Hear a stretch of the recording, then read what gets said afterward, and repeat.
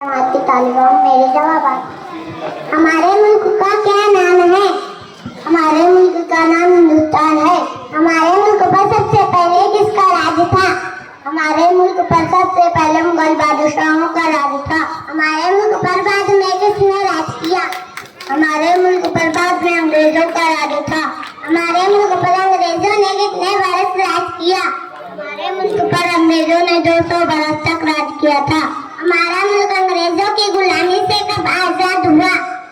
हमारा मुल्क अंग्रेजों की गुलामी से 15 अगस्त 1947 में आजाद हुआ। हमारे मुल्क को आजाद करने में किन किन रहनुमाओं ने हिस्सा लिया था? हमारे मुल्क को आजाद कराने में महात्मा गांधी, मौलाना अबुल कलाम आजाद, जवाहरलाल नेहरू, सुभाष चंद्र बोस वगैरह रहनुमाओं ने हिस्सा लिया था। मुल्क की आजादी के लिए फांसी के फंदे पर कौन कौन लटके थे?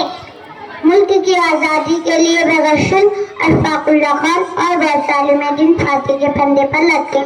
हमारा कौमी परचम कौन सा है? हमारा कौमी परचम तिरंगा है।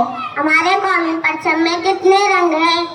हमारे कौमी परचम में 3 रंग हैं। हमारे कौमी परचम में कितने रंग हैं? तरतीब से बताइए।